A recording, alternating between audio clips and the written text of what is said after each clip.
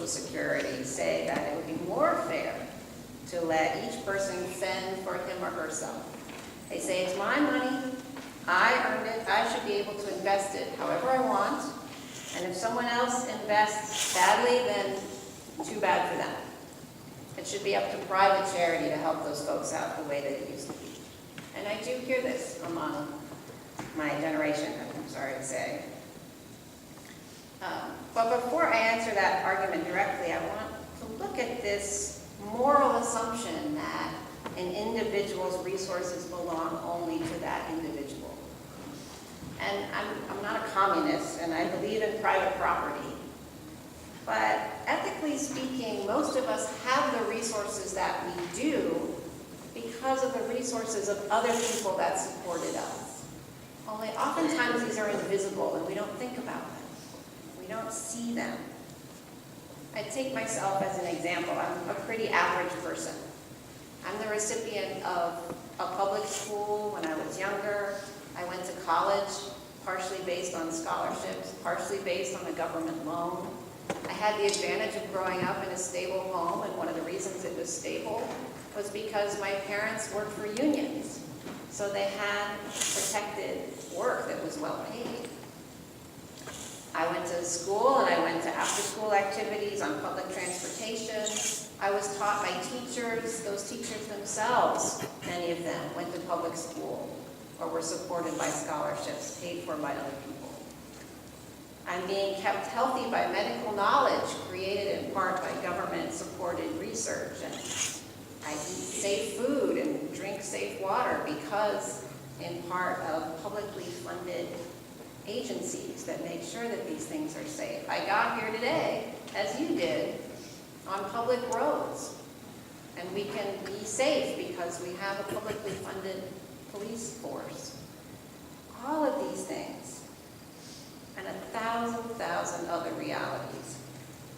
Given all of them, I'm not sure that a person can really ethically say, well, I earned my salary, so I shouldn't have to take part in public Social Security. I just don't think that that's an ethical stance that one can take. In fact, that sounds much more like a sense of entitlement to me than Social Security being an entitlement. That's entitlement. And even on a practical level, it's hard to believe that anyone who's been paying attention for the last few years can think that they can do a better job by investing themselves. But unfortunately, the majority of us humans have this psychological flaw of believing that we are each above average.